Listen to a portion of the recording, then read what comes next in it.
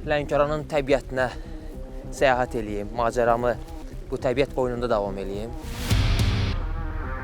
Gün ərzində 5 və ya 8 kilometr piyada yürüyüş edən insanlarda ürək xəstəlikləri ciddi şəkildə azalır.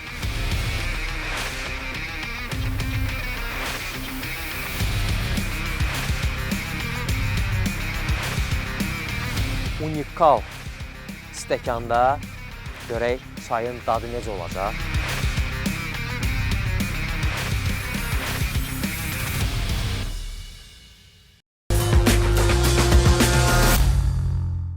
İstəyirdim Lənkəranın təbiətinə səyahət eləyim, macəramı bu təbiət qoynunda davam eləyim. Çox möhtəşəm, gözəl bir təbiət qoynundayıq.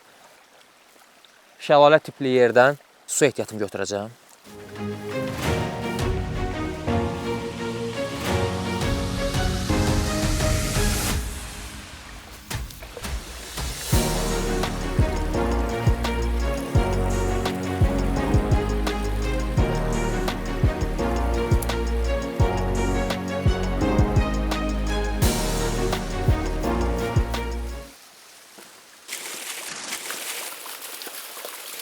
Artıq su ehtiyatım hazırdır. Doldurdum su qabımı. Belə tərtəmiz görsənir. Nəzərə alsaq ki, meşənin içərisindən torpağın və daş qayaların arasından süzülərək gəlir. O zaman bu suyun təmiz olduğuna da əmin olmaq olar. Daha yaxşı olar ki, bunu qaynadıb içəsiz. Eyni zamanda biz də bunu çay dəmləmək məqsədi ilə götürürük.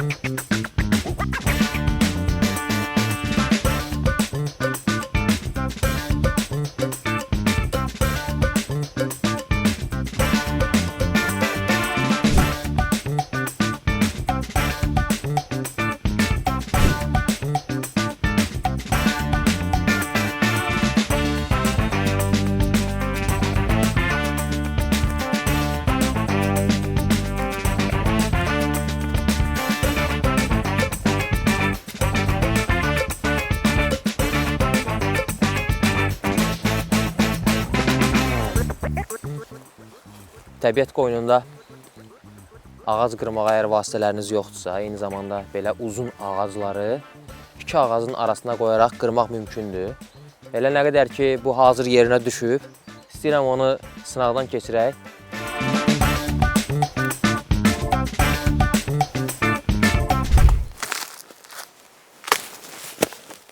Aha, ağac çox quruyub, ona görə tez qırıldı.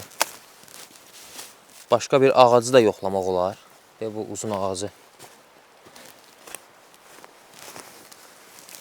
Yəqin ki, biz buralarda bir düşərgə qurarıq. Belə mənə lazım olacaq bu ağaclar. Baxaq görək. Bunu qırmaq elə də çətin deyil. Əsas məsələ mən sizə göstərmək istəyirdim.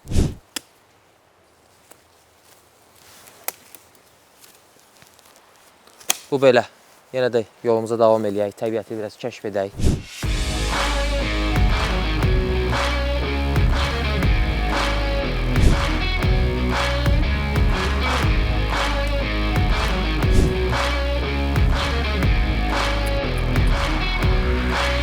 Yəqin ki, bu ağacı güclü külək aşırdı.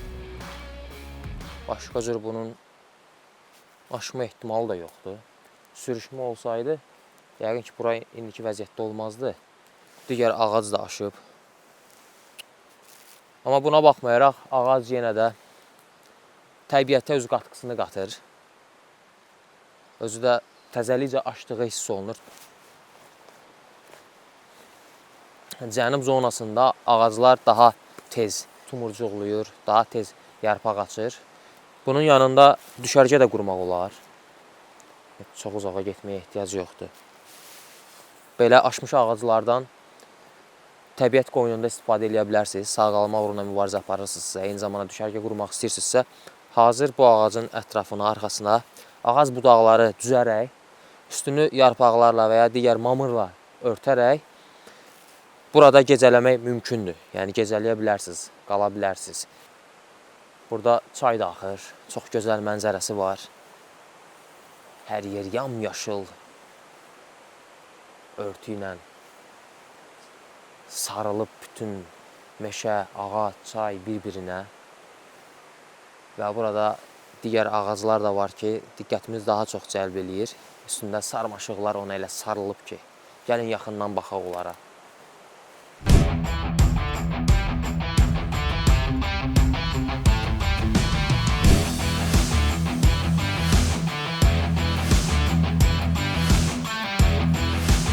Sarmaşıq ağaca necə sarılıbsa, sanki ağacın bir hissəsidir. Burada digər ağacların da üzərində sarmaşıqları görmək mümkündür. Bunların hamısı təbiətin gözəlliyidir. Bizə isə bu gözəlliyə baxıb, onu duymaq, seyr etmək və bu zövqü yaşamaq qalır.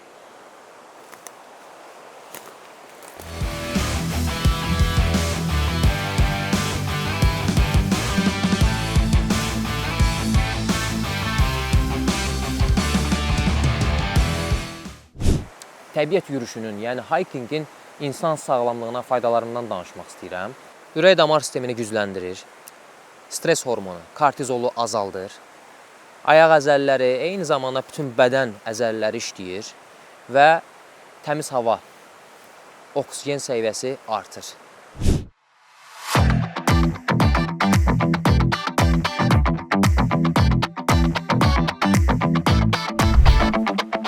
Gün ərzində 5 və ya 8 kilometr piyada yürüyüş edən insanlarda ürək xəstəlikləri ciddi şəkildə azalır. Hətta Yaponiyada həkimlər xəstələrinə təbiət yürüyüşündə piyada gəzməyi müalicə olaraq yazırlar.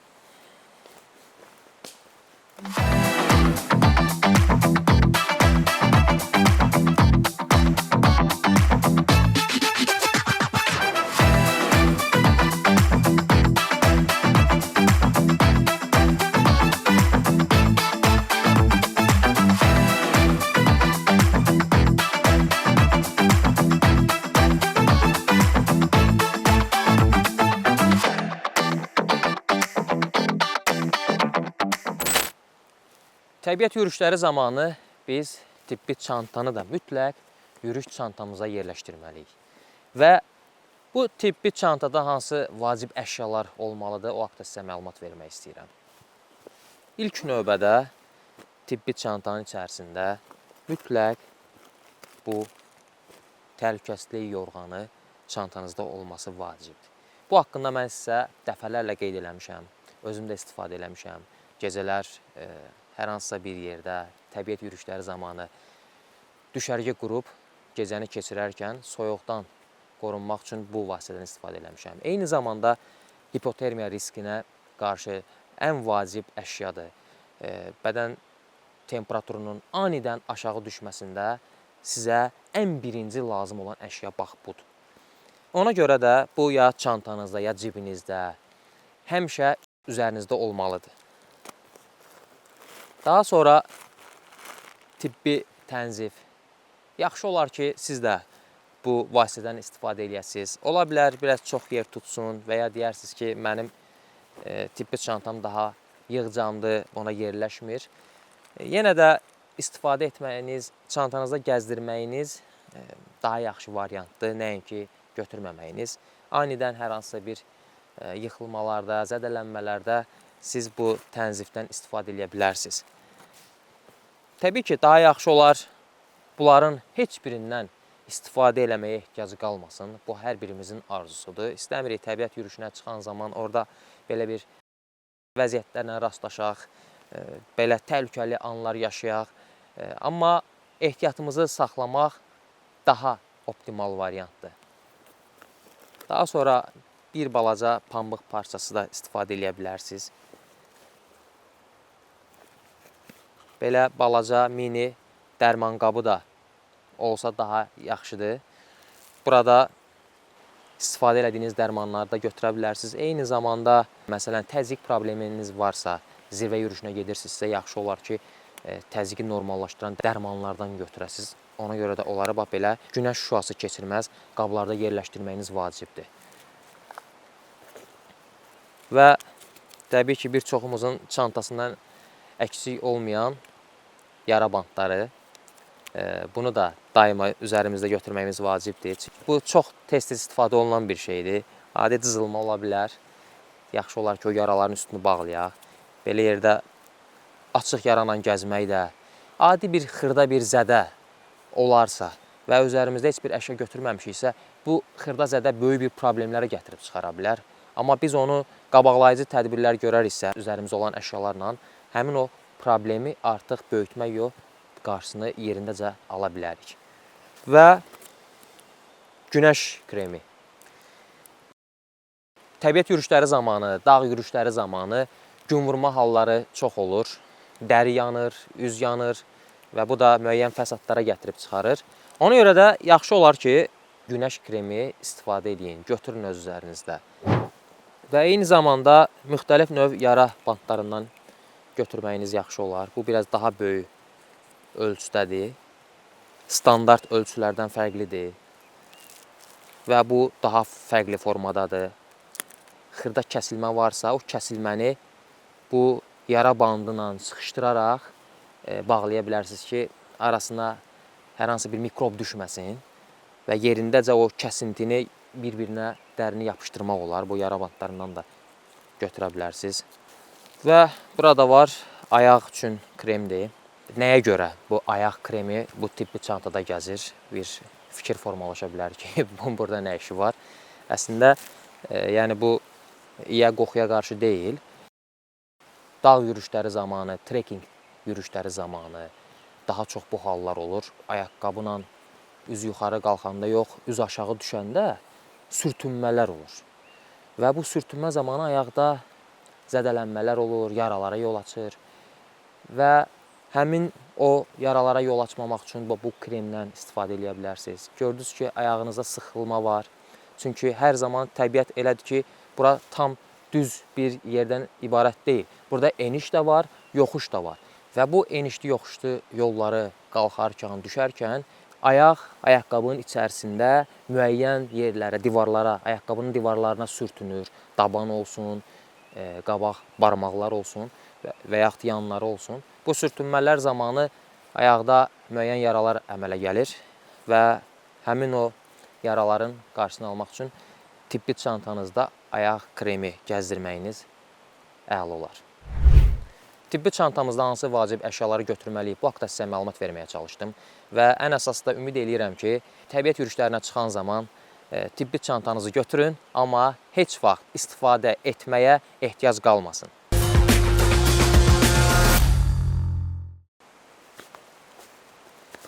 Təxminən bir 8 kilometr yaxın təbiət yürüyüşü eləmişəm.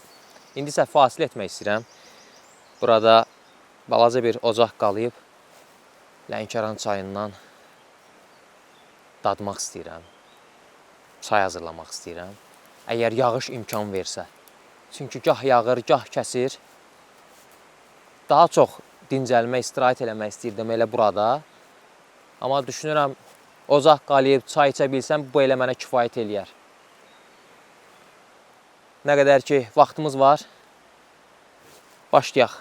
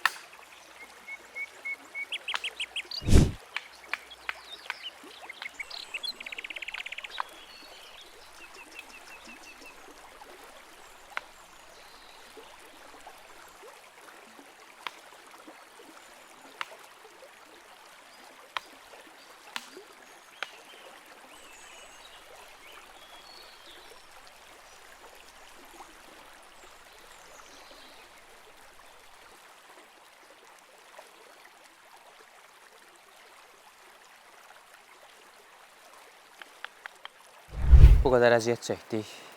Yaxşı bir söz var, könlü balıq istəyənin quyruğu suda gərək. Bir stəkan çay içəcəyik. Səhərdən ağac axtarırıq, ağac doğrayırıq, baltalayırıq, mişarlayırıq. İndi də yandırmalıyıq. Xüsusi toz ağacının qabığından istifadə edəcəm yenə. Maqnezium çubuğu və bıçaq. Ocağı qalamağa çalışacağım. Yer yaşdır, yağış yağıb. Ağaclar da, ağac parçaları hamısı yaşdır. Belə olan halda ocaq qalamaq da çətindir. İndi baxaq görək, biz bu işin öhdəsindən gələ biləcəyik.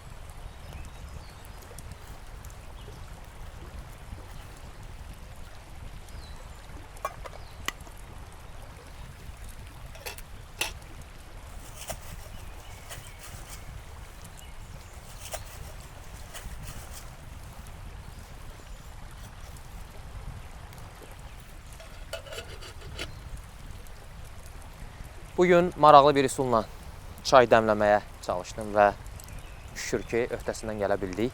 Bu gözəl təbiət qoynunda, subtropik iqlim qurşağında Lənkəran çayının dadına baxacağım. Demək olar artıq çayımız qaynayıb.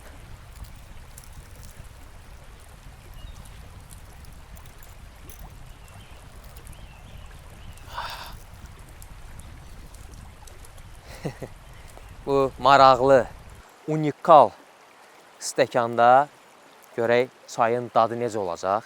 Eynullah müəllimin bambukdan düzəltdiyi bu stəkanda bu Lənkəran çayının dadına baxacağım.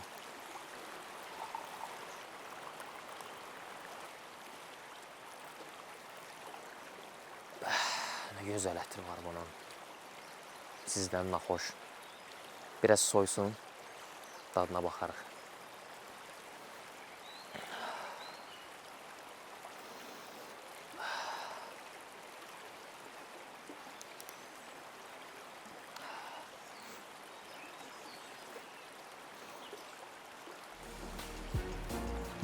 Bugünkü yorğunluğumu bir stəkan çayla çıxartmış oldum.